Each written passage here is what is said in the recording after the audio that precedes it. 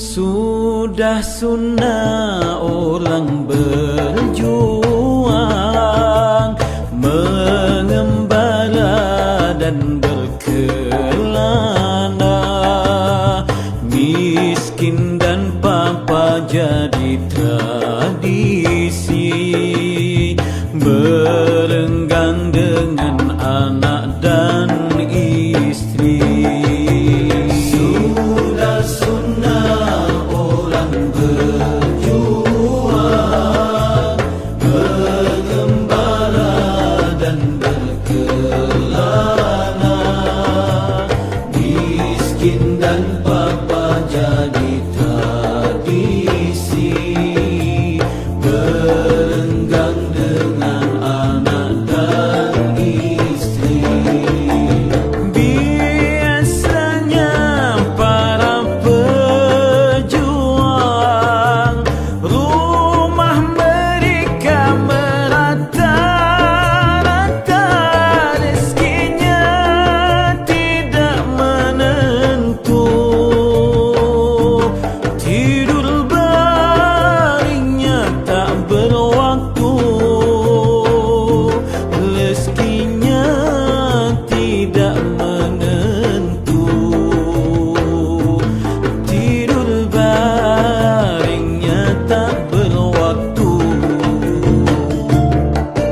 Orang lain membuat harta, tapi dia membuangnya. Orang lain kawan terbatas, tapi pejuang kawan merata. Orang lain musuhnya kurang, pejuang musuh tidak terbilang. Orang lain musuhnya kurang, pejuang musuh tidak terbilang. Sudah sunnah orang berjuang, mengembara dan berkelana. Miskin dan papa jadi tradisi,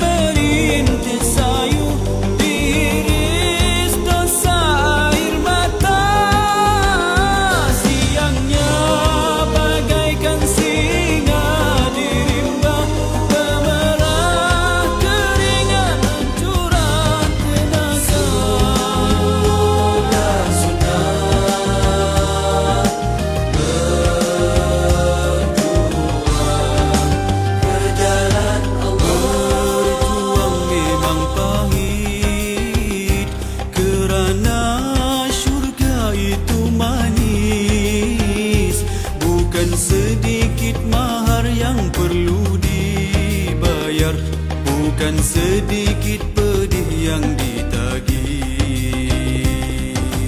Berjuang artinya berkorban, rela terhina kerana kebenaran.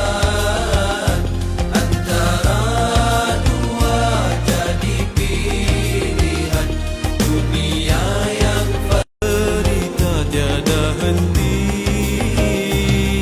kena resah silih berganti. Inilah sunnah orang berjuang.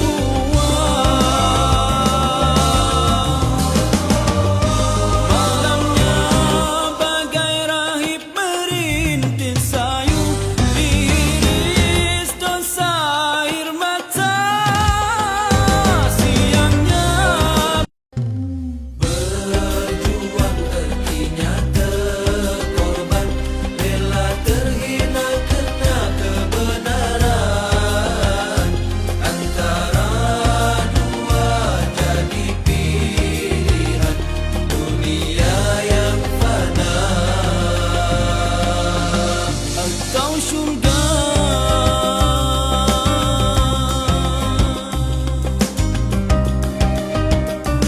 Madinah ya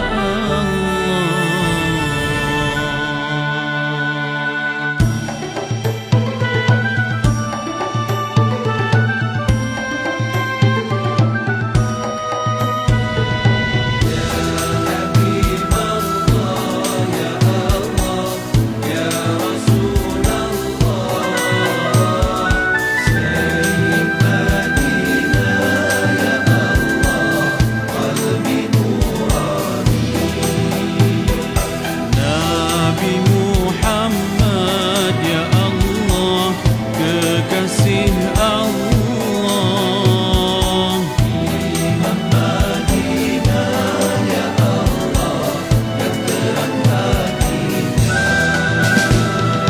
Kami berharap ya Allah, di akhir hidup kami ini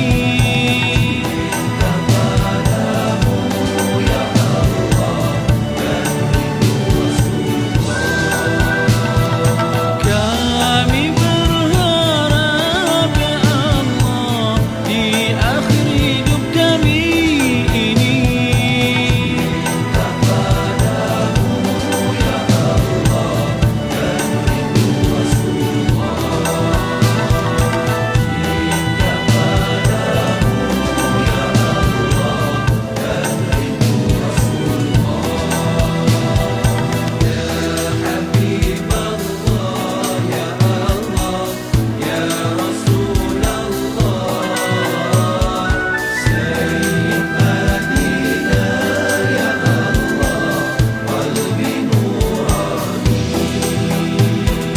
Nabi Muhammad ya Allah, kekasih Allah.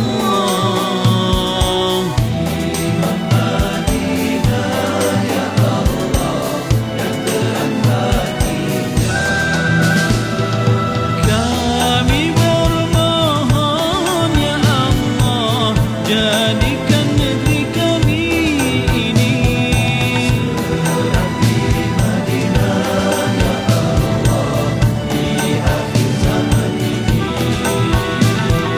kami bermohon ya Allah, jadikan negeri kami ini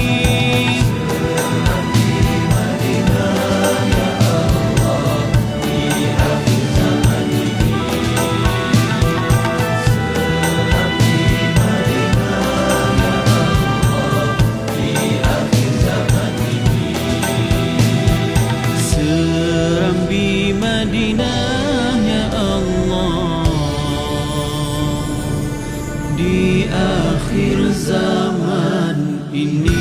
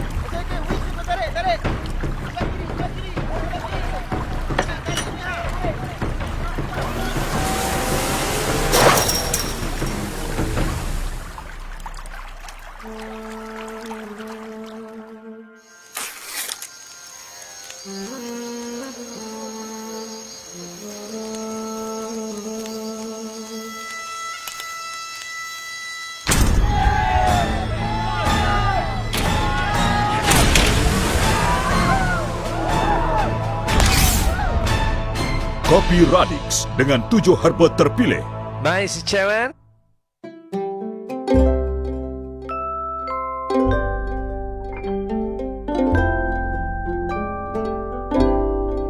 Kopi Pak Haji. Kopi Pak Haji 2 ya. Siap.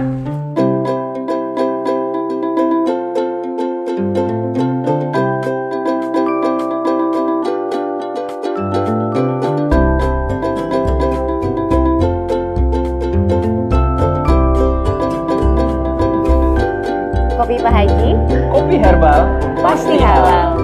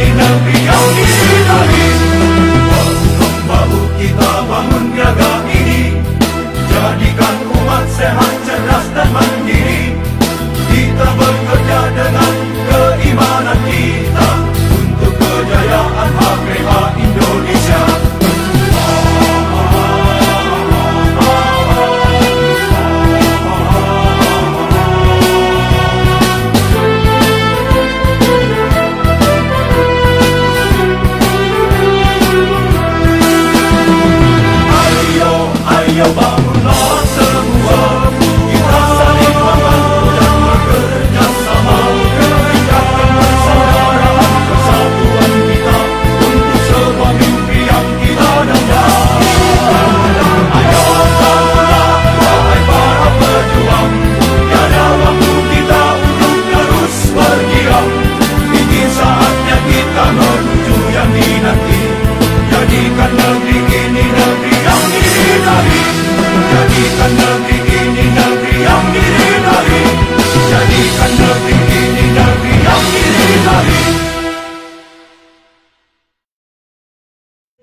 herba penawar al-wahidah, warisan alam, ciptaan Tuhan untuk penjagaan kesihatan, amalan zaman berzaman.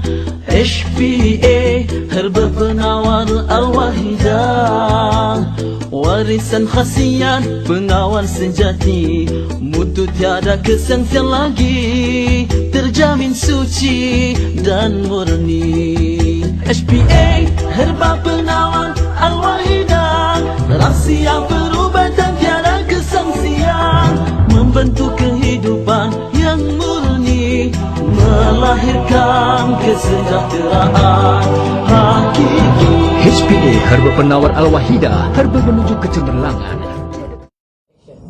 A'udzubillahi minasyaitonirrajim. Bismillahirrahmanirrahim. Assalamualaikum warahmatullahi wabarakatuh. Alhamdulillah, bersyukur pada Allah Subhanahu wa taala kerana malam ini kita dapat meneruskan live program soal jawab herba dan perawatan. Anda tanya, Pak Haji jawab. Jadi malam ni apa khabar Tuan Haji? Alhamdulillah sihat. Terima kasih, insya-Allah. Jadi alhamdulillah tuan-tuan dan puan, kita masih lagi bersama dengan yang berbahagia Tuan Haji Ismail bin Haji Ahmad, owner dan founder HPA International. Jadi Tuan Haji, malam ni alhamdulillah kita teruskan dengan Anda tanya Pak Haji jawab. Alhamdulillah untuk pada malam ni Tuan Haji, kita banyak menerima soalan-soalan daripada teman-teman kita ini, dan yang paling istimewa pada malam ini adalah soalan daripada teman kita di Brunei Darussalam. Ya. Alhamdulillah, ini kita dah mula menerima persoalan daripada teman-teman di Brunei Darussalam. Alhamdulillah. Soalannya Tuan Haji daripada Tuan Haji Ali bin Yusof, bertanya tentang beliau berkemungkinan besar menghidap penyakit buah pinggang. Apakah Black Radic mampu memberikan kesembuhan pada pesakit buah pinggang? Dan cuma dia belum lagi lah buat pemeriksaan dengan doktor. Dan di samping itu beliau juga ada kencing manis dan darah tinggi. Jadi apakah solusi terbaik untuk pertanyaan ini Tuan Haji? Dipersilakan. Assalamualaikum warahmatullahi wabarakatuh. Alhamdulillah, bersyukur pada Allah SWT. Di malam ni soal jawab kita teruskan lagi ya. Sebelum Pak Haji menjawab soalan yang dikemukakan oleh Haji Ali ya, berhubung dengan BR Black Radic kita ini, sebelum itu Pak Haji ingin menyampaikan bahawa ada ketikanya soalan itu berulang-ulang ya, berulang. Jadi kita ulas kembali. Mudah-mudahan ini satu metodologi cara mengingat. Ya, jadi kalau kita menjawab nanti, alhamdulillah mereka yang sudah mengikuti program ini daripada mula sudah boleh menebak, menjangka apa jawapan yang Pak Haji akan bagi. Ini satu benda yang baik ya, satu sistem pembelajaran yang sangat bagus, iaitu kalau ada pertanyaan, misalnya pertanyaan daripada Brunei yang kita terima pada malam ini, Haji Ali Yusof yang bertanya tentang boleh atau tidak Black Radic digunakan untuk rawatan buah pinggang kalau rosak. Ini cuba kita menjawab, cuba kita mengandaikan apakah jawapan yang bakal Pak Haji sampaikan itu sama tak dengan apa yang telah kita fikirkan. Baik, jadi jawapannya tak boleh Black Radic ini digunakan untuk rawatan buah pinggang, tak boleh. Dia bukan obat ya, dia bukan obat untuk merawat buah pinggang. Buah pinggang ini seperti mana yang Pak Haji sebut bahawa dia ada mesti ada dua. Agak penat lah. Penat seperti orang tenggelam di dalam air. Nak bernafas tidak boleh. Jadi begitu dengan orang yang ada permasalahan di paru-paru ini, jadi dia tak boleh ambil air yang banyak. Orang yang ada masalah di buah pinggang ni sebab apa? Sampai satu stage, satu peringkat buah pinggang sudah tak boleh lagi kencing. Dia tak boleh kencing. Kencingnya sedikit saja. Jadi sepatutnya ya, air masuk dan air yang keluar itu mesti dengan jumlah yang sama. Tapi air masuk tak boleh keluar. Jadi sebab itu maka dia tak boleh ambil lebih pada 500 ml. Kalau dia ambil lebih pada 500 ml, dia akan jadi seperti orang yang tenggelam di dalam air. Itu adalah di antaranya. Soalannya, kenapa jadi begitu? Ya, Kita memang tahu keadaan situasi itu akan berlaku. Selalu kita akan jumpa orang akan sebut begitu ya. Kalau kita pergi ke hospital, doktor kata jangan minum air banyak. Soalannya kenapa jadi begitu? Ya, sudah tentu jawapannya masalah di ginjal. Jadi kenapa? Apa yang berlaku kepada ginjal sampai dia jadi begitu? Baik. Di sini kita harus faham, dalam tubuh badan kita ini ada satu yang bernama albumin. Ya, albumin. Jadi albumin ini kerjanya ialah untuk membuat keseimbangan air di dalam tubuh badan kita. Jadi kalau albumin ini, kekurangan albumin menyebabkan air dan cairan itu tidak imbang. Jadi oleh sebab itu maka kita perlukan kepada albumin. Seperti mana Pak Haji sebutkan, albumin boleh dapat daripada ikan gabus ataupun dapat daripada ikan haruan yang kita kukus. Itu adalah antaranya. Kemudian apa juga yang Pak Haji sebutkan ialah VCO. Dua itu kita ambil bersama dengan teh herba. Ini minuman botani pegaga ataupun pegaga. Dan kita telah ikut kuliah yang lepas, kekuatan pegaga itu letak pada akarnya, Central Asiatica. Dan pegaga yang kita guna ialah pegaga kampung yang kecil. Bila kita ada masalah buah pinggang ini, dia akan mula menjadi komplikasi. Dia akan pergi kepada kencing manis menyebabkan kerosakan buah pinggang. Begitu kemudian dia jadi pula darah tinggi. Kemudian dia akan kena serangan jantung. Jadi oleh sebab itu macam mana kita nak merawat di dalam pengobatan herba ini? Apa yang mesti kita rawat dulu? Buah pinggang dulu kah? Ginjal dulu kah? Ataupun kita rawat kencing manisnya dulu kah? Atau darah tingginya itu kah? Ataupun kita rawat jantungnya dulu? Jadi oleh sebab itu kalau kita ingat ya, dalam kuliah-kuliah yang lepas Pak Haji sebutkan bahawa di dalam herba ni dia tidak ada spesifik. Kita ambil ini untuk hanya buah pinggang saja, ini untuk jantung saja. Dia tidak mempunyai spesifik gitu. Herba itu dia merawat daripada hujung rambut sampai hujung kaki. Ya, jadi oleh sebab itu bila kita ambil, dengan sendirinya ginjal akan baik, dengan sendiri jantung kita akan elok, dengan sendiri tekanan darah kita semakin okey, dan dengan sendiri juga buah pinggang kita menjadi elok. Tetapi herba apa? Ya, herba apa yang kita mesti ambil? Sebelum kita ambil herba itu, seperti mana yang Pak Haji sebutkan, bahawa kita ingat 3 perkara yang Pak Haji sebutkan. Yang pertama ialah albumin, yang kedua ialah teh pegaga, kemudian yang ketiga kita ambil dia punya disebut VCO, Virgin Coconut Oil. 3 itu asasnya. Berapa banyak yang kita nak amal? VCO ni pagi-pagi kena ambil 5 sudu besar itu. 5 senduk besar bahasa Indonesia. 5 senduk besar waktu pagi. Dia untuk mencuci dalam badan kita ni ada 5.5 liter darah. Dicuci dengan 5 senduk yang kita minum pada awal pagi, insya-Allah dengan izin Allah. Jadi kepada Bapa Haji Ali daripada Brunei, Black Radi itu bukan ubat untuk cuci ataupun ubat untuk menguatkan buah pinggang. Tak boleh kita guna begitu. Dia adalah merupakan untuk sistem antibody untuk menguatkan tubuh badan kita daripada virus, daripada demam dan sebagainya. Wallahu a'lam. Ya, terima kasih Tuan Haji atas jawapannya. Dan kepada tuan-tuan, bapa ibu yang mengikuti live program Anda Tanya Pak Haji Jawab, kita minta anda like dan komen di ruangan komen, serta anda boleh membuat pertanyaan di ruang komen itu, insya-Allah. Dan yang paling penting anda share live ini untuk kita mengajak teman-teman yang lain mengikuti live ini, insya-Allah.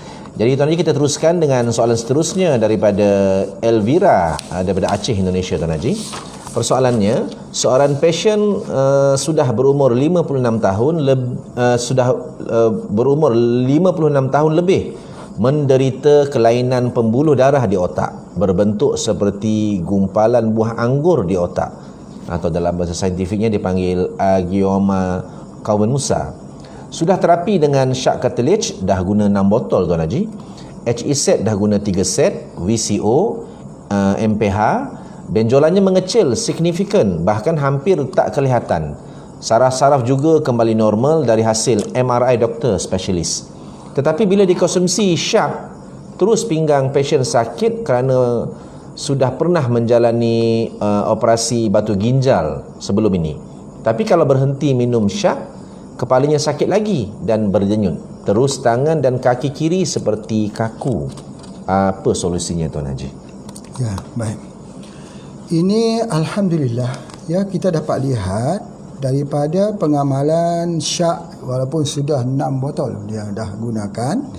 HEZ juga telah guna, VCO dan MPH minyak Pak Haji, kita dapat melihat bahawa bagaimana gumbulan yang ada di otak tadi mengecil dan hilang. Masya-Allah.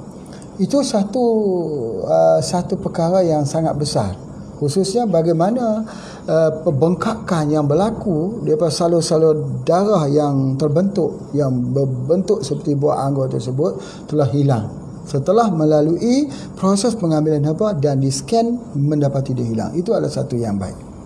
Ya, kita syukur itu dulu. Yang keduanya, persoalannya ialah apabila diambil lagi dengan syak ni, dia mendatangkan kesakitan, khususnya di pinggang, kerana ada implikasi ataupun ada kesan daripada operation untuk batu ginjal. Subhanallah. Ini adalah persoalan yang kedua. Kalau tak ambil syak tu pula menyebabkan sakit di bahagian sakit balik di bahagian kepala. Jadi antara dua, ya, kalau kita ambil dia boleh jadi sakit, kalau kita tak ambil pula dia mendatangkan ini. Baik, ini terkait dengan dosis. Kita kena mengurangi dosis pengambilan syak. Jangan berhenti, ya, bahawa kalau untuk ketumbuhan di bahagian kepala ni yang selalunya Pak Haji gunakan sejak pada dulu, dah lebih 20 tahun dah, kaedahnya masya-Allah jaya didasarkan kepada pengalaman. Sama ada berlaku tumor dalam otak, ya, dengan 3 herba. Yang pertama kita bagi syak, yang kedua kita bagi spirulina, yang ketiga kita bagi omega 3. Kalau di Indonesia kita ada omega square, ya, di Malaysia ada omega 3 soft gel. Kita bagi ketiga-tiga itu dengan izin Allah. Tidak perlu kita buat operation, ya, seperti mana yang telah Pak Haji sebut bila kita buat operation ini, bahagian saraf di bahagian otak tu sangat sensitif. Sangat sensitif. Namun begitu, jangan lupa kita bekam. Bekam ini walaupun kita lihat kita cuma perlu ambil kawasan di bahagian atas kepala kita dah, tetapi dia sangat memberi kesan. Apabila kita menggabungkan bekam dengan pengambilan herba, dia jadi excellent. Sama seperti yang Pak Haji sebutkan, bila madu lebah diambil bersama dengan herba, dia akan jadikan herba itu bagus, jadi kuat lagi. Begitu juga bekam diambil bersama dengan herba, dia menjadi semakin kuat. Kalau kita belajar dalam ilmu pengobatan herba, naturopati, ya, kalau kita ambil sikit, dia lihat begini, kalau kita ambil herba, macam mana kita nak buat supaya herba itu dapat diserap. Sebab kalau kita ambil herba, boleh jadi herba tidak boleh serap. Dia panggil malabsorption, tidak boleh serap. Kita makan herba bagus, tetapi tidak boleh serap. Jadi orang yang belajar dalam ilmu naturopati ini, dia akan suruh kita beriadah. Bila kita beriadah, kita keluar keringat, keluar peluh misalnya, keringat, sebanyak mana keringat yang keluar itu, begitulah juga penyerapan herba dalam tubuh badan kita. Begitu juga dengan herba. Dalam pengobatan Islam, herba itu diambil bersama dengan madu, bersama dengan al-hijamah. Nabi kata kalau ada kesembuhan itu ada pada 3 perkara. Asal, madu lebah, al-hijamah, bekam, dan al-kai. Al-kai iaitu kita sepuh menggunakan api. Ya, tetapi aku tak suka umatku menggunakan al-kai. Baik, itu kita boleh bincang. Kemudian hadis itu tentang al-kai itu, apakah X-ray itu al-kai, apakah laser itu al-kai, ya, itu kita bincang next dalam perbincangan kita semakin mendalam nanti. Sebab apa? Di dalam pengobatan Islam ini lautan ilmu yang kita tak dapat. Kita belajar dalam masa 1-2 tahun, 7 tahun pun tak habis lagi belajar dalam lautan ilmu. Tenggelam kita di dalam lautan tersebut. Sebab daripada Al-Quran, daripada hadis Nabi SAW itu boleh dipandang perawatan yang sangat dahsyat. Sangat dahsyat. Misal kata, misal ya. Baik. Pak Haji nak bagi sikit clue. Nak bagi sikit clue ya untuk kita bincang. Misal kita membaca dalam surah Al-Baqarah ayat 26. Kita rujuk balik ya. Kita rujuk surah Al-Baqarah ayat 26. Minta nanti dibukakan Al-Quran, tengok ya. Pak Haji bacakan dia punya kefahaman dia. Kefahamannya itu Allah mengatakan Allah tidak malu membuat perumpamaan seekor nyamuk. Seekor nyamuk. Atau yang lebih halus daripada itu. Subhanallah. Apa yang lebih halus daripada itu? Virus. Bakteria. Baik. Kenapa Allah memberikan perumpamaan nyamuk? Kerana nyamuk juga membawa virus. Kita kata demam apa? Denggi berdarah. Jadi Allah Ta'ala membuat perumpamaan nyamuk misalnya. Jadi di dalam ilmu pengobatan Islam, dia lihat nyamuk itu mendatangkan apa? Denggi berdarah. Denggi berdarah adalah virus. Dan membuat yang lebih halus daripada itu, iaitu virus. Kita tak nampak virus, kecuali kita kena tengok di bawah mikroskop. Bila kita tengok di bawah mikroskop, dia termasuk makhluk yang paling halus. Halus sekali. Kita kena tengok di bawah mikroskop. Tetapi Allah bagi satu pandangan luar, iaitu nyamuk. Nyamuk mendatangkan virus. Sebab itu, kalau dalam pengobatan herba, sesuatu yang baik untuk demam denggi berdarah adalah baik untuk semua jenis virus. Baik untuk semua jenis virus. Jadi Masya Allah ya, sekarang kita tengok di tempat kita ada orang yang kena COVID-19, pada masa yang sama juga dia kena demam denggi berdarah. Jadi perawatannya menggunakan satu sumber yang sama, iaitu antivirus. Adakah sama antivirus ini boleh kita gunakan untuk semua virus? Virus banyak. Ebola, Zika, virus H1N1, ya, kemudian virus herpes, macam-macam. Sesama, flu unta, flu burung, semua ada. Ya, chikungunya, banyak lagi virus. Baik. Di dalam pemerhatian dalam pengobatan Islam, ya, bahawa perawatan untuk virus ini dia adalah daripada satu sumber yang sama. Sumber yang sama. Sesuatu yang baik untuk denggi, baik juga untuk COVID-19. Nanti akan ada perbahasan di sini. Bagaimana Pak Haji mengatakan suatu benda yang sama. Ya, nanti insya-Allah nanti kita akan perbincangkan. Jangan mempertikaikan lagi sebab kita baru di peringkat mukadimah. Baik. Oleh sebab itu maka Allah membuat perbandingan nyamuk, Allah membuat perbandingan makhluk halus yang bernama virus. Subhanallah. Carilah petunjuk ubatnya pada nyamuk. Apa dia punya obat yang kita boleh bagi pada demam denggi berdarah? Salah satunya kurma. Betul kan? Salah satunya kurma. Kurma telah digunakan banyak di hospital-hospital juga untuk orang yang demam denggi berdarah. Bapa ibu sekalian, pada peringkat awal kita kena virus COVID-19 itu, kita dalam peringkat awal itu cuba diberikan kurma terlebih dulu. Sebagai satu langkah, ya, langkah pencegahan bahawa kurma itu kita berikan dulu. Ya, sebab kurma itu berjaya meningkatkan darah putih.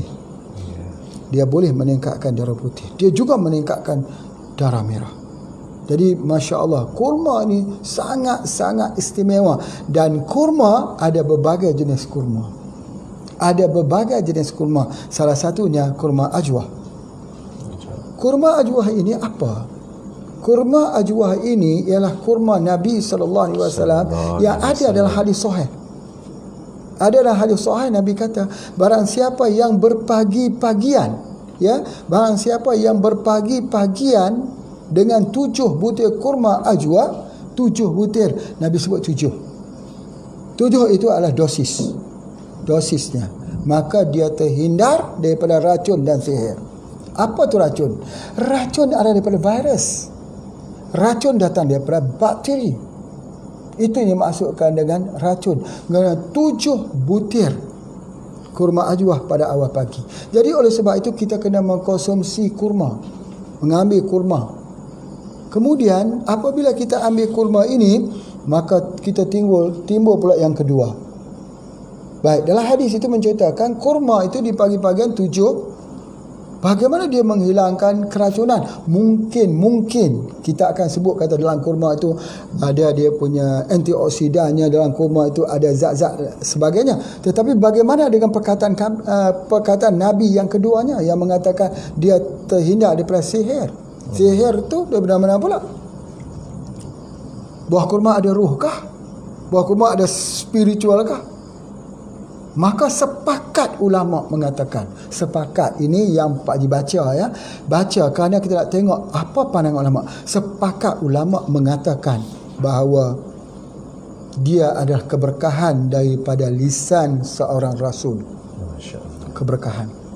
Kalaulah ulama mengatakan bahawa makan buah kurma menghindari daripada sihir manusia itu terjadi kerana keberkahan, bagaimana pula dengan ucapan Rasul yang mengatakan 7 butir juga terhindar daripada racun? Pasti berlaku keberkahan. Sudah kita belajar ya. Bila kita bercakap tentang Rasul, Ar-Rasul, dia mesti ada ma'rifatul Rasul. Ma'rifatul Rasul ini yang pertama, semua ucapan Rasul itu ialah khair, baik, ma'ruf dan hak. Bila kita belajar tentang beriman kepada Rasulullah sallallahu alaihi wasallam ini, maka kita melihat bahawa ucapan Rasul itu tidak diucapkan daripada hawa nafsunya, tetapi daripada Allah. Jadi oleh sebab itu, maka kita tidak boleh ada pertikaian, keraguan. Itu baru disebut sebagai ma'rifatul Rasul. Sebab itu kita tidak boleh menyebut bahawa pengobatan Nabi adalah pengobatan 1400 tahun dahulu. Tidak. Pengobatan Nabi ialah pengobatan yang mencakupi sampai hari kiamat. Sampai hari kiamat. Nabi SAW menunjukkan solusi pengambilan makanannya, cara Rasulullah SAW berhadapan dengan sesuatu penyakit itu sampai hari kiamat.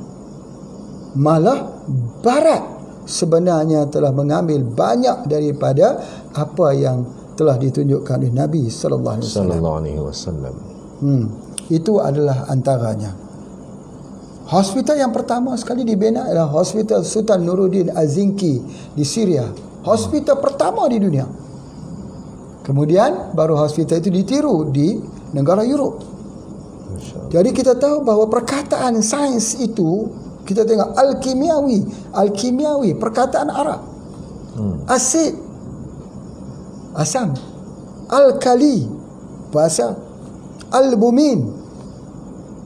Itu kesemua ada menunjukkan bahawa masih lagi terdapat penggunaan-penggunaan bahasa yang menunjukkan bahawa ketinggian pengobatan yang ada pada masa dulu.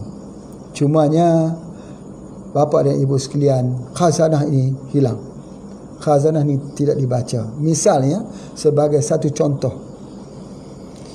saya nak sebutkan di sini salah satu daripada pengobatan, ya, pengobatan untuk orang yang ada masalah sakit jiwa. Sakit jiwa.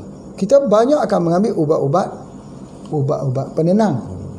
Akan ubat penenang, ubat tidur, dan sebagainya. Tetapi kalau kita baca buku dalam pengobatan yang dilakukan oleh sarjana-sarjana Islam, oleh pemerhati-pemerhati pengobatan Islam, mereka mengatakan apa?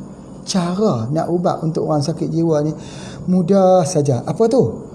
Iaitu dengan mengambil hati kerbau. Hati kerbau. Tapi kalau ambil hati sapi tak jadi. Hati rusa tak jadi. Hati yang lain tak jadi. Ambil hati kerbau. Masya Allah. Kemurungan, anxiety, mental disorder, depression, masalah kejiwaan dirawat dengan hati kerbau. Masya Allah. Hati kerbau tu dibuat seperti apa? Ambil 3 jari, dibakar, dipotong-potong dan kita makan. Itu di antaranya. Untuk mengelakkan lagi masalah perut yang kembung, dalam pengobatan menggunakan apa? Pengobatan Islam. Nak apa tu pokok nak tu? Ya? Pokok nak tu ialah pokok apa yang kita selalu masuk ke dalam air yang bau wangi-wangi itu? Apa dipanggil apa? Pudina. Pokok pudina. Oh. Sebab tu kalau kita pergi di negeri Arab, orang minum teh masuk daun pudina. Oh ya. Nak untuk apa? Pencernaan. Sebagai pelawas. Tak habis kita kaji material medikanya. Tak habis. Malaysia ada 1,230 spesies, Indonesia ada 10,000 spesies tanaman ubatan. Masya-Allah. Belum lagi masuk pada perubatan Islam yang masya-Allah, masya-Allah. Belum masuk lagi safran, belum lagi kita masuk daripada jenis-jenis kurma. Belum lagi kita masuk kepada delima. Belum lagi kita masuk kepada habbatus sauda. Habbatus sauda yang tumbuh ikut negara-negara. Habbatus sauda ni memang betul secara generalnya dia ubat untuk semua penyakit, tetapi dia ada kelebihan berdasarkan di mana dia tumbuh. Habbatus sauda untuk kencing manis di Sri Lanka kah? Di Mesir kah? Di negara Arab kah? Atau di Afrika kah? Itu kesemuanya ditentukan. Dan apabila sains datang, sains mengkaji bahawa terdapat banyak bahan-bahan kimia tertentu ya yang terdapat bila dia tumbuh di Afrika kata. Dia terdapat khusus kalau tumbuh sini. Jadi oleh sebab itu maka dalam ilmu pengobatan herba mengatakan bahawa herba itu kekuatannya bergantung di bumi mana dia tumbuh. Itu di antaranya. Ya, itulah. Wallahu a'lam. Ya, terima kasih Tuan Haji. Masya-Allah, satu info yang banyak kita dapat malam ni. Dan subhanallah saja kita teruskan dengan persoalan daripada Kuala Kangsar, Malaysia, Kuala Kangsar Perak ni Tuan Haji. Muhammad Hafiz Emir bertanyakan, saya mengalami vertigo, hilang imbangan dari segi pergerakan. Apa rawatan yang sesuai Tuan Haji? Ya. Sebelum saya jawab soalan ini, saya tegaskan yang tadi kita tak dapat kelas mana jawapannya ya. Kurangkan dos. Maksudnya kurangkan dos, dia plus syak katilak yang telah diambil. Itu saja jawapannya. Kalau biasa ambil banyak, ambil satu cukuplah. Satu waktu malam saja dan sebagainya. Baik, kita tengok pada vertigo ini pernah ada soalan sebelum ini. Pernah ada soalan dan sudah tentu ada yang dah boleh jawabnya. Vertigo ni pusing-pusing begitu. Ya, ada dua sebab, darah rendah, darah tinggi. Kalau darah tinggi, Pak Ji dah jawab dah dulu. Ambil cari daun papaya dan betik yang tangkainya warna ungu. Daun itu dibelah 3, direbus buat minum air. InsyaAllah sembuh. 1 hari saja. Kalau tak gunakan itu, Masya Allah, mengambil berminggu-minggu, berbulan-bulan. Ini untuk darah tinggi. Ajaib kan? Tetapi kalau kita gunakan daripada daun papaya tangkai hijau tak jadi. Kenapa ini berlaku ya? Kenapa kita kata inilah yang selalu Pak Ji sebut. Allah Ta'ala ni dia tak buat sengaja, saja-saja. Ya. Mustahil bagi sifat yang maha bijaksana mencipta sesuatu yang tidak ada gunanya. Hatta pada tangkai yang warna ungu itu pun, maka untuk kita memastikan inilah dia pohon yang kita cari. Itu di antaranya. Kalau darah tinggi. Tetapi macam mana kalau darah rendah? Dia pusing juga, ada darah rendah. Ingat, darah rendah ini dia duduk dekat halia atau jahe. Kalau boleh dapat jahe ada maka juga. Jahe apa? Jahe merah. Di Indonesia banyak jahe merah. Di Malaysia tak ada jahe bara, ada halia bara yang kecil-kecil. Bukan, ini besar, merah. Itu yang terbaik. Masya Allah. Ya, jadi kita buat apa? Kita buat apa ya? Jadi yang pertama sekali kalau boleh kita ambil dia punya jahe tersebut, halia tersebut, halia ya, kita sagak-sagak. Tetapi kalau kita tak ada halia merah, boleh guna halia biasa. Kita sagak-sagak dalam bahasa kita, sagak-sagak, ambil yang kita sagak itu, kita masukkan air panas. Air panas kita buang sekali, lepas tu kita masuk pula yang kedua, kita rendam dekat situ. Minum, ditambah sikit dengan kurma lah, dengan gula kurma. Kurma juga boleh juga hilangkan, tapi kita kena gunakan kurma, kita rendam satu malam. Ambil yang kurma tadi, buah kurma, rendam satu malam, ambil infus dia. Ambil infus dia, besok baru kita minum. Rendaman satu malam. Itu sunnah Nabi SAW. Jadi daripada yang diceritakan bahawa Rasulullah SAW dia tak ambil buah kurma yang direndam lebih daripada satu malam. Sebab menjadi kebiasaan ya. Tetapi rendam ni, Masya Allah, rendam tu apa dia? Itu adalah proses fermentasi. Tapi kurma tak jadi fermentasi lagi kalau hanya satu malam. Sebab dia preserve dirinya sendiri. Dia preserve. Begitu juga dengan SJ2. SJ2 kalau kita masuk dalam gelas, dia tak akan jadi masam. Besok kita minum dia tak masam. Sebab dia preserve. Ya, itu adalah di antaranya. Mungkin kerana ada tanin dan sebagainya, wallahu alam ya. Baik, itulah. Kalau vertigo itu darah tinggi, gunakan daun papaya. Kalau darah rendah, gunakan daripada halia. Itu saja. InsyaAllah. Terima kasih Tuan Haji atas jawapannya. Moga Muhammad Hafiz Emir dari Kuala Kangsar, Perak, Darul Rizwan berpuas hati dengan jawapan Tuan Haji. InsyaAllah ya, sangat jelas. Seterusnya Tuan Haji, kita teruskan dengan soalan yang keempat daripada Aziza, Surabaya, Indonesia. Herba apa yang cocok diberikan kepada pasien autoimun seperti lupus psoriasis, Tuan Haji? Baik. Allah Subhanahu Wa Taala menjadikan di dalam tubuh badan kita ini satu sistem pertahanan. Namanya sistem imun. Sistem imun ini boleh terjadi daripada sel darah putih. Dia ada sel T, dia ada sel B, dan ada sistem-sistem dia lagi. Ada sistem limfatik yang ada kat tubuh badan kita.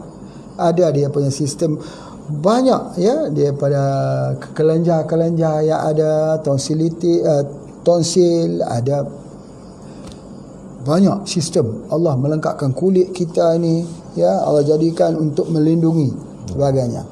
Tetapi di dalam satu situasi ya, sistem immunity ini menyerang diri kita sendiri. Misal katalah kalau dalam sebuah negara ada tentera, ada polis. Tapi polis itu, tentera itu menyerang negara itu sendiri. Itu disebut sebagai autoimmune. Sistem pertahanan itu telah terjadi abnormal. Abnormal ni dia gila. Dia gila, dia menyerang tubuh badan itu sendiri. Patut dia mempertahankan, tidak, dia menyerangkan. Jadi dia terjadilah penyakit autoimun. Misalnya apa dia? Penyakit seperti lupus yang diberikan sini, SLE. Itu autoimun. Penyakit arthritis, itu autoimun. Penyakit kanser boleh jadi autoimun. Leukemia, ya, sel darah putih itu memusnahkan tubuh badan itu sendiri. Soalannya, kenapa berlaku begini? Ya, kenapa berlaku begini yang menyebabkan sistem pertahanan itu menyerang dirinya sendiri? Sepatutnya dia telah diciptakan Allah untuk menyerang musuh-musuh luar yang akan datang. Kenapa dia berubah menjadi begini? Menjadi autoimun, ataupun kita panggil dia punya sebagai contoh sistemik lupus misalnya. Penyakit lupus. Lupus ini dia menyebabkan gagal ginjal. Dia menyebabkan bermacam-macam komplikasi lagi. Kalau perempuan dia tak boleh nak mengandung sebagainya, dia akan jadi pecah kulit-kulit ini sebagainya, rambut dia jadi gugur sebagainya. Itu dipanggil lupus. Baik, apakah lupus, apakah kanker, apakah apa, itu soalan yang kita tanya, kenapa berlaku sedemikian? Kenapa tubuh itu yang menjadi doktor kepada dirinya sendiri tiba-tiba dia menyerang? Ini jauh diperbincangkan kenapa berlaku demikian. Jadi oleh sebab itu maka berbagai-bagai jawapan yang telah diberikan. Cumanya antaranya yang disebut yang pertama, dia kata berlakunya autoimun ini kerana berlakunya perubahan biokimia yang ada dalam tubuh badan kita ini kerana ada masukan daripada heavy metal, logam berat. Katanya, ya, orang boleh jadi begitu kerana ada masalah logam berat, heavy metal. Jadi maka, tetapi kalaulah dalam kasus sistemik lupus ini yang selalu kita rawat, insya-Allah dengan izin Allah. Yang pertama, kita tak boleh menggunakan embun pagi spray. Tak boleh menggunakan SJ2 walaupun dia melibatkan kulit. Ya, tidak boleh kita guna. Itu yang pertama. Okey, yang kedua, kita boleh gunakan Rosella. Roselle. Sangat-sangat penting, sangat-sangat baik. Sebab Roselle itulah dia menjadi penyejuk kepada tubuh badan kita.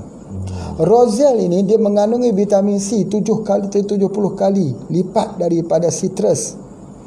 Tapi kenapa orang bila kita cakap tentang vitamin C, selalunya orang akan bercakap dia tentang apa? Selalu orang bercakap tentang jeruk. Sebab jeruk dikeluarkan di negara-negara di Europe.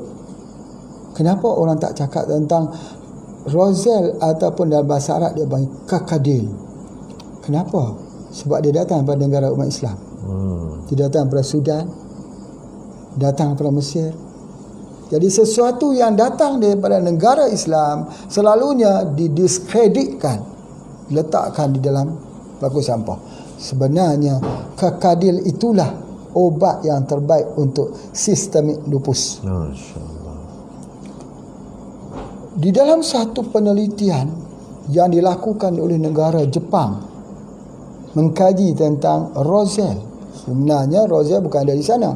Di negeri China pun membuat kajian tentang dia punya Roselle ni, mendapati bahawa Roselle ni terbaik untuk penyakit leukemia. Leukemia kan autoimun. Ambil tinggi Rosella ini, ambil selalu, kemudian di samping itu ambil dengan minyak zaitun. Minyak zaitun dioleskan di seluruh tubuh badan kita, disapukan, Rosella itu diminum berterusan.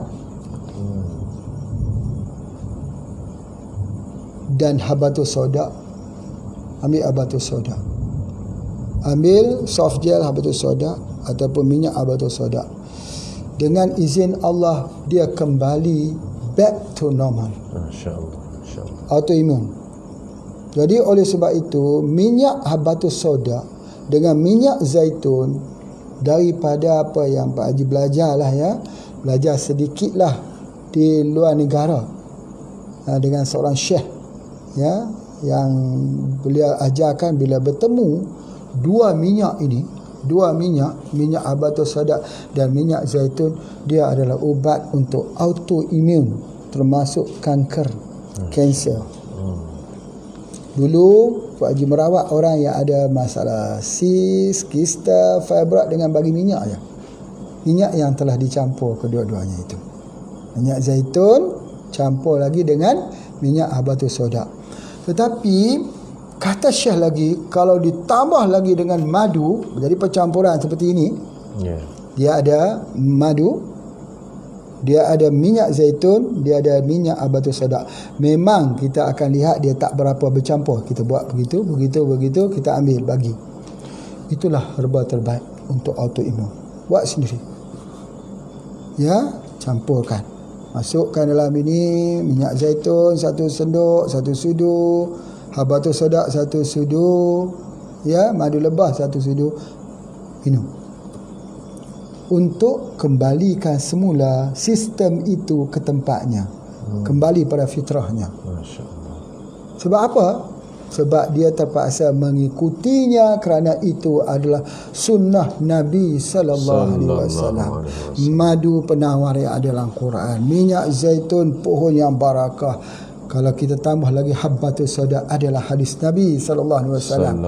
Kalau kita kaji di antara kajian yang dibuat penelitian terhadap madu lebah, habatus soda dan minyak zaitun, kita akan menemui dalam kajian itu titik penamatnya, hujung tombak kita untuk menghadapi permasalahan penyakit semua ada pada 3 bahan utama ini. Insya-Allah. Wallahu a'lam. Alhamdulillah, terima kasih kepada Tuan Haji. Kepada tuan-tuan dan puan, bapa ibu yang masih lagi mengikuti live, anda tanya Pak Haji jawab ini, kita mohon lagi sekali share live ini untuk kita undang teman-teman kita untuk dapat ilmu dan jawapan daripada yang berbahagia Tuan Haji. Kita teruskan Tuan Haji, insya-Allah. Ya, insya-Allah. Pertanyaan daripada Puan Ida daripada Johor, Malaysia, bertanya tentang keputihan Tuan Haji. Saya sedang menggunakan produk HPA, Paramaria, herba keputihan, kukumin dan minyak bud-bud. Setiap kali bersama suami, keputihan ketul-ketul macam nasi keluar dan berbau serta gatal. Malah suami juga rasa gatal pada kemaluannya Tuan Haji. Sudah sering kali sangat dengan ubat doktor, sampai saya trauma nak jumpa doktor. Pernah kena botulin cyst 2 kali. Saya alami keputihan ini dah lama, semenjak sebelum kahwin lagi. Padahal saya sangat menjaga kebersihan. Mohon bantuan sangat-sangat untuk atasi masalah yang membuatkan mood saya hari-hari memang tak gembira seperti orang-orang lain. Tolong sangat-sangat suggestkan produk yang mana sesuai untuk saya Tuan Haji. Silakan Tuan Haji. Ya. Masya Allah ya. Jadi daripada pertanyaan yang jujur ini, Pak Haji boleh ceritakan sedikit ya, sedikit. Ada keputihan ini yang keluar dalam bentuk cairan hijau berbau. Ada yang keluar putih seperti tepung. Ada yang keluar seperti air biasa. Jadi kesemuanya ini kalau sudah ada bau, itu menandakan sudah ada infection ataupun jangkitan kuman. Jadi oleh sebab itu maka ada beberapa hal yang perlu kita ingat. Yang pertama, kadang-kadang ya wanita ni dia suka membeli alat-alat pencuci. Alat-alat pencuci itu yang telah memusnahkan, ya, di bahagian tersebut itu telah dimusnahkan bakteria-bakteria yang baik. Yang menyebabkan bila dah guna kimia terlalu banyak, bakteria-bakteria yang baik itu musnah dan itulah terjadinya jangkitan. Itu yang pertama. Yang kedua ialah pakaian yang kita pakai. Pakaian dalam yang kita basuh menggunakan sabun. Menggunakan, kadang-kadang bukan dia punya sabun tu, dia punya bahan pelembab. Maksudnya kita ambil dia punya seluar tersebut, last kali itu dia ada untuk menjadi pelembut dia. Itu pun boleh menyebabkan. Satu lagi ialah pelekat wanita. Itu juga boleh menyebabkan. Jadi oleh sebab itu maka untuk mencuci di bahagian rahim ini, pengobatannya itu telah pun Pak Haji ceritakan dulu. Ya, untuk nak mudah ingat macam ni. Orang yang belajar nahwu Arab, bila huruf jim bertemu dengan nun, maka menandakan sesuatu yang tersembunyi. Misalnya jin hilang, satu benda yang tersembunyi. Jannah tak nampak. Janin pun tak nampak. Itu dia punya usul dia. Baik. Jadi kalau kita jumpa gitu, biasanya kita akan lihat begitu. Dalam ilmu herba pun ada pengkaedahannya. Sesuatu yang berlaku di dalam rahim ataupun berlaku kepada permasalahan penyakit keputihan, fibrosis dan sebagainya, itu boleh dirawat dengan begitu berkesan dengan satu yang bersifat rhizome atau umbisi. Salah satunya ialah pokok temulawak, pokok kunyit. Baik. Kalau kita nak ambil pokok temulawak, kita ambil temulawak, ya, boleh kita ambil temulawak, kita potong, kita rebus. Lepas kita rebus, bila dia sudah cukup mendidihnya, kita matikan apinya. Lepas tu dimasukkan dengan gula aren ataupun gula merah. Sampai dia sejuk, kita minum. Itu pun boleh juga. Yang kedua, kita boleh ambil daripada kunyit, diparut-parut, ambil air kunyit tu, dibuat sebagai minuman. Tetapi Ini mesti ingat ya. Tetapi cara bagaimana untuk dia lebih efektif, maka campuran daripada kunyit ini yang kita panggil kurkumin not, ini kita campur sikit dengan lada hitam. Lada hitam. Jadi apa tu? Jadi berartinya macam ni saja, mudah saja. Ambil kunyit 2-3 ibu kunyit tu, masuk ke dalam blender, masuk sikit lada hitam 7 biji, masuk air lebih kurang segelas setengah, blendkan, minum air tersebut. Itulah kaedahnya. InsyaAllah tak lama hilang. Kemudian kalau dia gatal, kita buat air basuhan. Bagaimana cara membuat air basuhan ini? Tidak susah. Kita hanya menggunakan daun sirih. Ambil daun sirih, diblenderkan ke dalam air, digunakan sebagai air basuhan. Jangan guna sebarang bahan kimia. Kalau kita guna bahan kimia di situ, hari ini macam-macam ya, bahan kimia, nanti dia semakin parah. Dia semakin parah. Itu yang Pak Haji nak sebutkan. Ada dalam produk kita nama kurkumin plus. Ada produk HPA bentuk kapsul, kurkumin. Apa tu? Kunyit campur dengan lada hitam. Boleh buka tengok, itu sebut kunyit. Yang hitam-hitam tu adalah lada hitam. Bila dicampur dua ni, dia sangat terbaik. Itu yang pertama. Yang kedua ini, penyakit keputihan ini boleh hilang dengan menggunakan pokok halban. Yang telah ada kuliah kita, halban. Ya. Halban ini dia mengandungi saponin. Kulitnya itu, orang tua-tua dulu kalau ada penyakit keputihan, mereka akan ambil halban ini, rebus bagi minum. InsyaAllah hilang. Ya. Ini ada di dalam satu kapsul kita khusus untuk wanita. Ya, untuk masalah wanita. Itu. Tetapi jika kita nak buat sendiri, Pak Haji boleh terang cara nak membuatnya. Mudah saja. Buat resep sendiri. InsyaAllah berjaya. Sembuh dengan izin Allah. 99% sembuh. Apa dia? Pertama, dapatkan 3 pokok tutup bumi atau pokok tapak leman. 3 pohon. Kecil-kecil lah. 3. Kerana dia ada vitamin B. Kemudian balik ke rumah, direbus. Masuk sikit sebatang serai. Ya, masuk sikit sebatang serai. Rebus. Minum air dia. Biiznillah. Sembuh penyakit keputihan yang serius itu. InsyaAllah.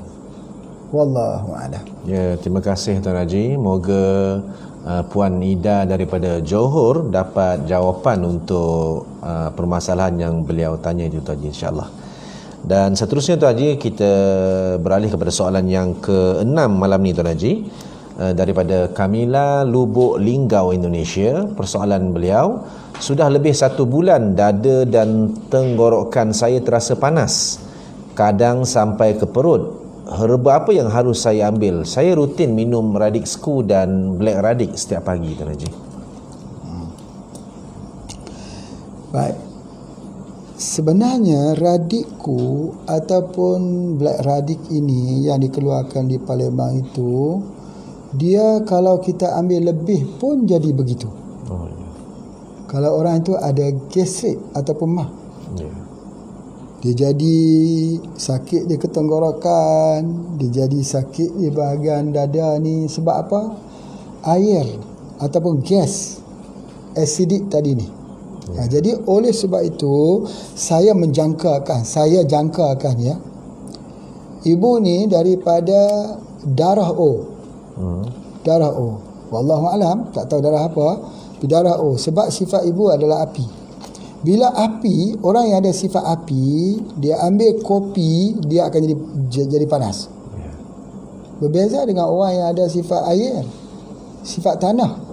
Jadi oleh sebab itu maka ada ketikanya ibu kena lihat, ya, ibu kena lihat ada yang mungkin radikku itu ibu kena kurangkan sikit. Ambil dia punya black radik daripada Palembang. Ya, sebab bila dia masukkan ginseng di situ dia agak sikit panas. Ya, itu pada pandangan saya. Tapi kalau nak bagi cepat turun itu macam yang Pak Haji sebutlah, kita gunakan embun pagi spray, EP spray, kita gunakan SJ2 itu sekejap je. Ya. Tetapi sebab dia tadi adalah daripada perut. Masalah perut. Dan kemungkinan mah lah gastrik. Wallahu a'lam. Ya, terima kasih Tuan Haji. Seterusnya persoalan daripada Puan Zahariah daripada Penang, Malaysia. Saya berumur 63 tahun, telah didiagnos ada Sjögren's syndrome sejak 2008. Tapi saya tak pernah ambil apa-apa ubat hospital. Tapi sekarang jari-jemari saya dah mula sakit, trigger fingers, dan dalam badan pun sakit-sakit. Lutut pun bila nak bangun akan rasa sakit. Mata dan mulut terlalu kering. Jadi tolong advice saya, Tuan Haji. Ya. Bila kita sudah berusia 63 tahun, ya, kalau kita nak dapat sihat seperti umur 30 memang kita tak dapat lah. Ya.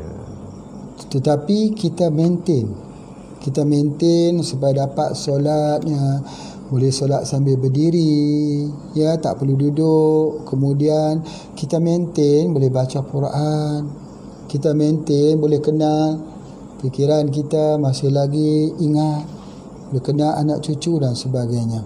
Itu yang paling penting, ya. Tetapi nak dapatkan bagi kesihatan yang sempurna sama seperti mana kita tengoklah, kalau kita ada kereta tua, mobil tua, kalau kita nak tengok semua, kalau nak check ke semua, mesti ada banyak yang tak betul. Tapi kita maintain, jaga supaya jangan sampai dia tak jalan, itu je. Ya, tapi dengan herba insya-Allah. Baik. Saya nak cadangkan ya, sebab telah bagi tadi ni ada banyak dia punya masalah dia. Orang seperti kita lah, Pak Haji pun 60 juga, dia 63, beza sikit je. Dia ni memerlukan satu bahan iaitu kolagen. Ingat tu, satu bahan yang diperlukan iaitu kolagen. Kalau kita tak cukup, kita tak boleh bangun. Kulit kita akan jadi kering. Semua tubuh badan kita ini akan mengalami kemerosotan. Dipanggil penuaan. Makin lama makin teruk, makin lama makin teruk, makin lama makin teruk. Bila kita sudah tak boleh bangun, berjalan, kita tidur itu menandakan akan bertimpa-timpa lagi permasalahan. Jadi sebab tu kena usahakan juga jangan sampai tertidur, tak boleh berjalan. Sebab tu orang kata ada fisioterapi, bangun, jalan, exercise juga. Walaupun kalau kita tidur terus, kita tak mau berjalan lagi, maka kelemahan atas kelemahan. Jadi oleh sebab itu maka kita kena menggerakkan tubuh badan kita. Macam mana kita nak gerak? Kita ada permasalahan, ya, kepada masalah defisit kolagen. Macam mana kita nak gerak? Sebab tu kita ambil radik kolagen. Pak Haji nak cadangkan, ya, kepada mereka juga yang mempunyai permasalahan apa yang disebut tadi, sindrom. Ya, tadi. Apa yang tadi? Sindrom apa? Sjögren's syndrome. Itu dia punya sindrom yang melibatkan apa juga kelemahan, ya, penuaan yang berlaku pada diri kita ini. Jadi oleh sebab itu maka jangan lupa ambil kolagen. Kolagen. Ingat, dengar kata Pak Haji ni, kolagen yang paling mudah diserap oleh tubuh badan kita ialah ikan.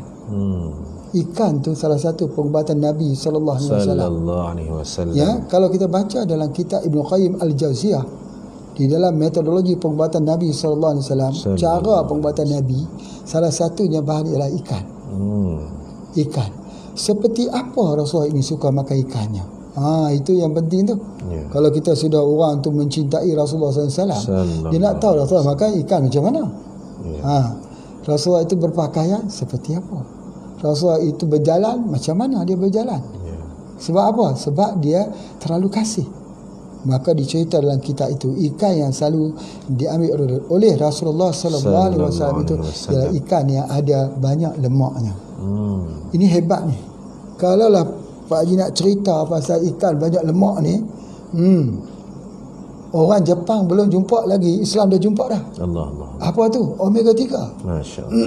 Di Jepang ini mereka mengamalkan omega 3 sebagai amalan pemakanan. Diberi kepada anak-anak sekolah, dibagi kepada anak-anak sekolah itu dengan harapan mereka walaupun orang Jepang itu tidak tinggi tapi fikiran mereka tinggi. Otak mereka tinggi. Mereka nak jadi negara yang paling maju, diberi makan daripada omega 3. Omega 3 ambil dari ikan apa? Salah satu tenggiri biru. Yang kedua dia ambil daripada Salmon. King Salmon. Satu lagi ikan kap merah. Jadi oleh sebab itu, maka Rasulullah SAW telah mendahului cara pengambilan Rasulullah itu. Masya Allah, seekor kambing, ya, di bahagian mana yang disukai oleh Rasulullah SAW. Tengok ya, kita tengok ya, antara sains dengan sunnah Nabi SAW. Sunnah itu mendahului daripada sains. Sains ikut membenarkan apa yang dibuat oleh Rasulullah SAW. Rasulullah sesudah dimakan jilat-jilatkan di hujung-hujung jari ni. Sebab apa? Sains mendapati bahawa sesudah itu, mendapati bahawa dengan membuat begitu sistem pencernaan kita menjadi bagus. Sains ikut kemudian. Begitu je Rasulullah mengambil ikan yang ada minyak. Bila Rasulullah mengambil ikan yang yang ada minyak, subhanallah, omega 3. Seorang datang bertemu dengan Rasulullah SAW. Ya Rasulullah, apakah makanan yang pertama dimakan oleh ahli syurga? Dengar ni. Ini kita nak bawa cara bagaimana nak faham tentang pengobatan Islam. Apakah dia makanan yang pertama yang diberikan kepada ahli syurga? Banyak orang kata ni air salsabil, air taga al-kausar. Bukan. Ambil daripada pisang. Bukan. Rasulullah SAW mengatakan makanan yang pertama yang diberikan kepada ahli syurga ialah hati. Hati ikan. Hati ikan. Ikan paus. Masya Allah. Nabi kata di hujung hati ikan. Ulama berbincang, kenapa dikatakan di hujung hati ikan? Tetapi bagi kita yang mengkaji dalam herba ni, kita excited dah. Pasal apa? Kita ada squalene. Squalene tu hati ikan. Ikan apa? Minyak daripada hati ikan hiu. Ikan hiu sejenis ikan paus. Sejenis mamalia. Jadi sebab apa ulama kata kenapa Rasulullah SAW menyebut yang menjadi makanan pertama yang diberikan kepada ahli syurga ialah hati daripada ikan paus itu diambil di hujungnya. Sebab apa? Yang pertama, semua ulama sepakat mengatakan bahawa diberinya makan daripada hati ikan di hujungnya itu menandakan bahawa di syurga itu adalah penghujung pada kehidupan. Sudah abadan abadi. Tidak ada lagi dunia lain. InsyaAllah. Itu hikmah dia diberikan. Tetapi bagi ahli-ahli peneliti dalam bidang pengobatan hati ikan, ada apa pada hati ikan? Omega 3. Omega 3. Kedua, apa dia? Minyak squalene. Minyak squalene. Jadi oleh sebab itu, kalau kita di Indonesia kita ada minyak, ya, kita ada omega square, ya, kita ada omega square. Itu terbaik. Itu anti cancer. Terbaik sebagai untuk memperbaiki liver, detoksifikasi sebagainya. Cumanya di sini, ya, kita subhanallah, kalau kita menelusi daripada jejak langkah Rasulullah sallallahu alaihi wasallam, apa juga yang disebutnya, dan kita mengkaji apa yang ada dalam Al-Quran itu, masya-Allah, dia adalah bukan gunung lagi, selangit ilmu. Masya-Allah. Dan ilmu ini tidak boleh dikalahkan, sebab dia ilmu daripada samawi, pada langit. Dia bukan ilmu di bumi, bukan ilmu daripada apa yang disebut oleh manusia, dia panggil ideologi. Sebab itu bila kita sebut ism, kita sebut agama ni kebanyakan datang daripada pemikiran manusia. Tetapi kalau agama Islam, dinul Islam, dia datang daripada langit, agama samawi. Begitu juga yang turun kepada nabi-nabi sebelum itu, agama samawi. Sama ada dengan ism, pemikiran manusia, dengan sesuatu daripada langit? Beza jauh sekali. Sama ada pengobatan Islam dengan pengobatan yang lain? Jauh sekali. Sebab apa? Sebab pengobatan Islam itu terasnya adalah tauhid. Ketika COVID-19 ini menyerang di negara-negara yang bukan Islam hari ini, Donald Trump pun suruh baca Quran. Jerman suruh baca Quran. Kenapa? Hari ini Masya Allah, Masjid Nabi azan semula hari ini. Pasal apa? Sebab kita sudah tidak mampu. Kita sudah menemui satu titik akhir. Tak mampu lagi kita nak pergi. Sampai Perdana Menteri Itali mengatakan, aku sudah tak boleh buat apa. Outbreak, betul-betul outbreak. Yang ada di situ siapa yang boleh tolong? Itulah agama samawi. Ketika dalam kegelisahan orang sedang membunuh diri, orang yang sedang ditangkap dibunuh dalam beberapa tempat yang tertentu, umat Islam sedang asyik dan sedang khusyuk bersolat dalam solat jamaah beramai-ramai. Masya Allah. Dalam ketakutan di Wuhan, dalam ketakutan orang tentang kematian-kematian, umat Islam mendirikan solat berjamaah dengan penuh khusyuknya. Imam membaca tentang surah-surah tentang kebesaran Allah. Itu yang Pak Haji sebutkan, bahawa bila kita nak buat perbandingan, tidak boleh diperbandingkan. Kalau perbandingan ideologi sama ideologi, boleh lah. Misal kata Pak Haji nak memperbetulkan sedikit satu fakta, satu statement. Dan mudah-mudahan mereka yang mendengar statement ini boleh sampaikan. InsyaAllah apa yang Pak Haji cakap ni, Pak Haji bertanggungjawab. Satu kajian yang dilakukan oleh Universiti Sains Malaysia, bagus kajian ni, iaitu mengkaji apakah madu lebah tualang sama boleh mengubati osteoporosis, sama seperti ubat kimia. Setelah mengkaji, diberi kepada orang-orang yang ada masalah menopause, wanita diberi, mendapati bahawa madu lebah tualang itu mempunyai kekuatan yang sama seperti ubat kimia yang diberikan di farmasi. Di sini Pak Haji nak memperbetulkan sedikit. Bila kita katakan, ya, walaupun kita jual air mineral bagus ni, kita tak boleh menyebut begini, inilah air yang terbaik di dunia. Sebab apa? Sebab itu bercanggah dengan hadis Nabi. Nabi mengatakan air Zam-Zam itu air yang terbaik di dunia. Kita tak boleh kata ini filter saya mengeluarkan air yang terbaik dekat dunia. Tak boleh. Sebab dia bercanggah dengan hadis Nabi SAW. Boleh jadi nombor 2, boleh jadi nombor 3, boleh jadi. Tapi nombor 1 tak boleh. Sebab bila kita ma'rifatul Rasul, bila kita ma'rifatullah, kita tak boleh sama. Misal kita kata hukum Allah itu baik, hukum manusia itu pun sama baik seperti hukum Allah. Tak boleh. Itu menyamakan. Jadi kalau orang tak menghalusi tentang ma'rifatullah, ma'rifatul Islam, dia tidak lihat apa ada kecacatan. Ubat kimia sama dengan madu lebah. Tak sama, tuan. Sebab apa? Mungkin orang itu akan sebut macam ni.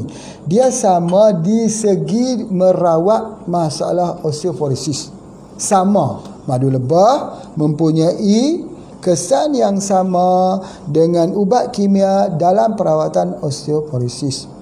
Boleh dia sebut macam tu, tetapi madu lebah itulah yang terbaik. Dia kena ada dot sebut atas. Sebab apa?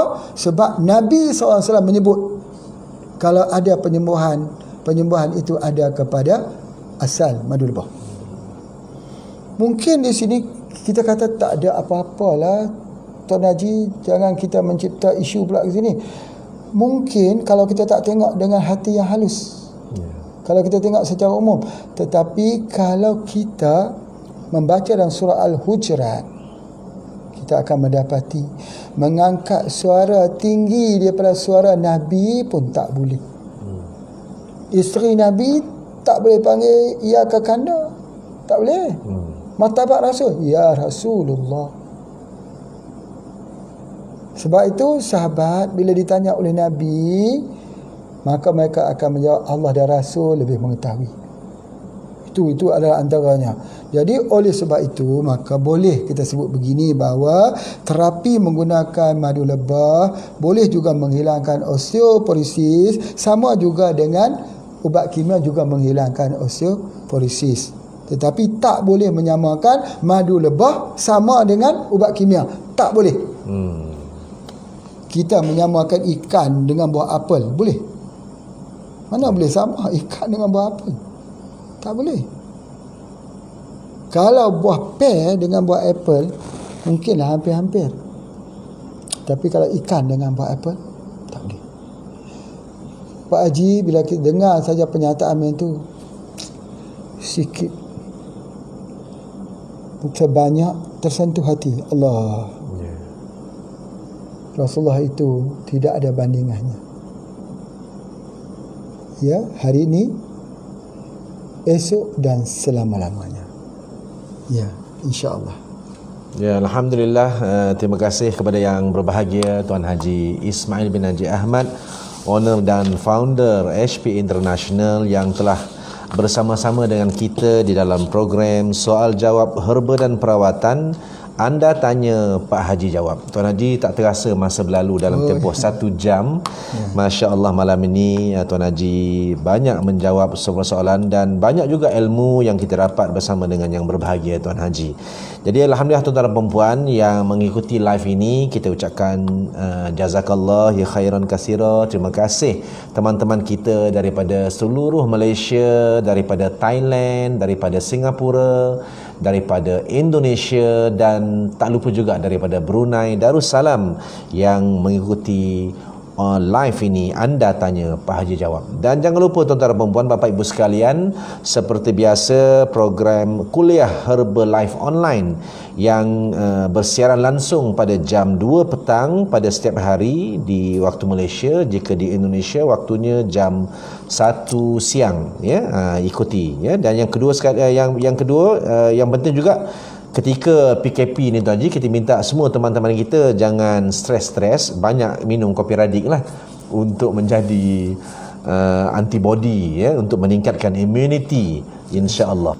Alhamdulillah. Jadi kepada tuan-tuan dan puan, Bapak Ibu sekalian yang mengikuti Kuliah Herbal Life Online, seperti biasa kita bersiaran langsung pada jam 2 petang, jika di Indonesia jam 1 siang. Dan jangan lupa anda yang berada di rumah yang dalam situasi PKP ini, minum selalu kopi radik untuk meningkatkan imuniti kita. Dan untuk COVID-19, dengan izin Allah, anda jangan tinggalkan embun pagi spray dan SJ2. InsyaAllah bertemu lagi pada besok di Kuliah Herbal Life Online bersama yang berbahagia Tuan Haji. Dan jangan lupa di malam harinya anda ikuti program Soal Jawab Herba dan Perawatan. Anda tanya, Pak Haji jawab. InsyaAllah. Terima kasih. Assalamualaikum warahmatullahi wabarakatuh. Waalaikumsalam.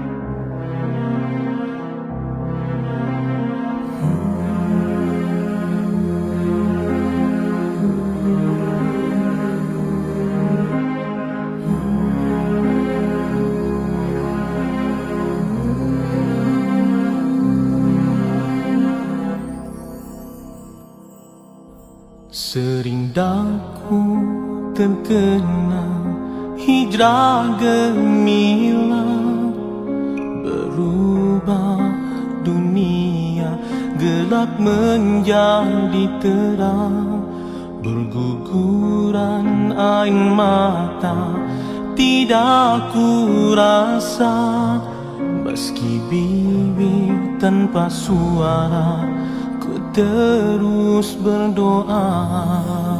Biar nafas menjadi lelah, ku pasti hijrah kerana Allah.